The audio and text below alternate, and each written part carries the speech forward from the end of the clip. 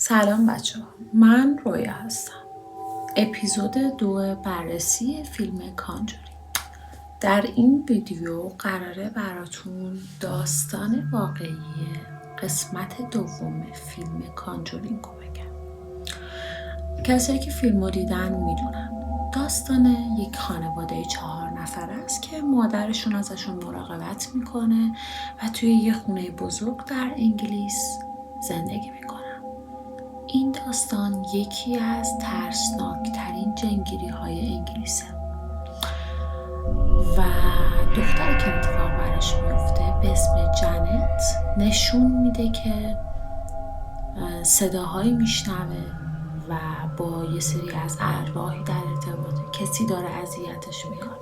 طبق روال سری کانجورینگ یکی از داستانهایی که اد و لورن در اون شرکت داشتن.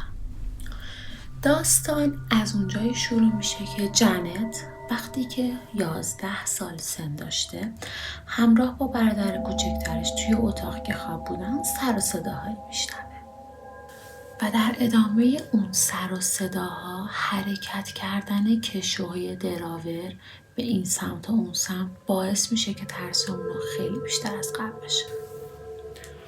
مادر خانواده از این موضوع بسیار میترسه. جنت با روزنامه تلگراف تماس میگیره.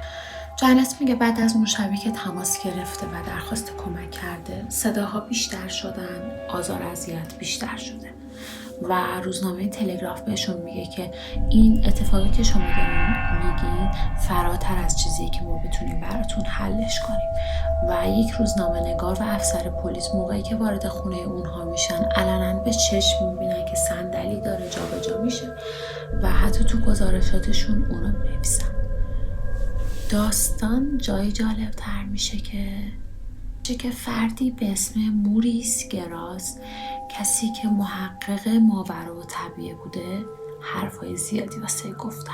ایشون تصاویر خیلی زیادی و از این خونه و خانواده ضبط کردن که اونا رو به اشتراک گذاشته.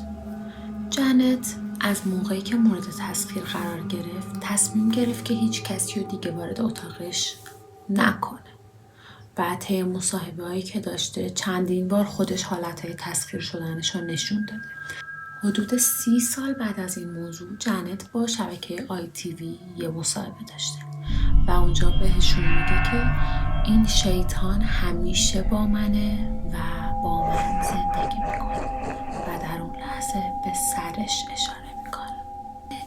اما جنت توسط کی تسخیر شده بوده؟ روح فردی که سالها قبل در اون خونه زندگی میکرده و همونجا مرده. کسایی که فیلمو دیدن میدونن اون یک پیرمرده به اسم بیل ویکینز.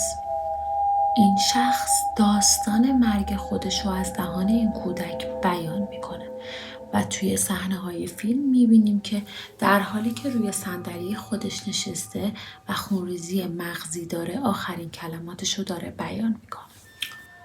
و فردی که برای احضار اومده بوده موریس گراس، موقعی که در حین احضار از اون میپرسه که ایشون همون فرد هست و ازش میخواد که با 2 ضربه بهش نشون بده، اون این کارو میکنه و با 2 ضربه نشون میده که همون فردی که اینا شک کرده بودن.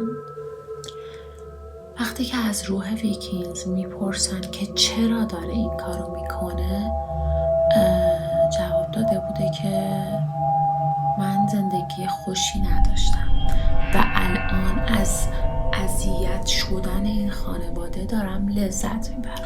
شاید خیلی هاتون باور نکنید که چطوری اونا تونستن این صداها رو ضبط کنن و این حرفا رو از طریق اون روح بشنون. اما اگر فیلم رو دیده باشین میبینید که یه سری صداهای داخل فیلم پخش میشه و اون صداها از روی واقعیت بوده.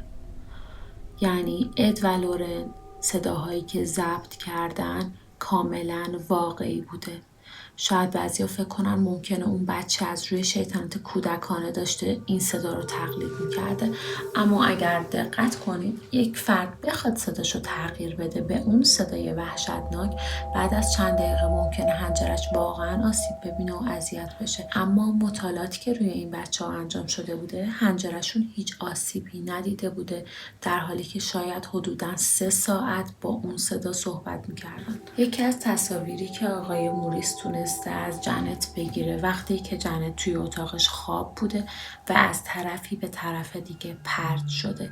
خود ایشون گفتن که اگر هر کس دیگه جای من بود هم و این صحنه ها رو میدید، به واقعی بودن این موضوعات ایمان می آورد. اما اگر بخوام راجع به فیلم خود کانجورینگ براتون بگم، افرادی که پشت صحنه بودن و کادر فیلم برداری بهشون گفتن که وقتی داشتن فیلم برداری میکردن اونها هم شاهد جابجا شدن اجسام و صداهای عجیب و غریب بودن. حتی یه سری هاشون گفتن لعنت و نفرینی که روی اون خونه و این داستان بوده به گروه فیلم برداری نفوذ کرده و یه سری اتفاقای ترسناک واسه اونا اتفاق افتاده. چون ممکنه یه سریاتون این فیلمو ندیده باشی، جزئیات بیشتری رو نمیتونم بگم و فقط میتونم اصل داستان رو براتون تعریف کنم. اما باید بهتون بگم این خونه هنوزم از مکانهای گردشگری شهر لندنه و هنوز هم گزارش شده که اون روح داخل این خونه هست و شاید براتون جالب باشه. به دلیل اتفاقایی که برای تیم فیلمبرداری سری کانجورینگ اتفاق افتاده، برای فیلمبرداری سری 2 به بعد اونا دست به دامنه یک کشیش شدن تا براشون دعای خیر کنه و اونا رو از اتفاقای ماورایی در امان نگه داره.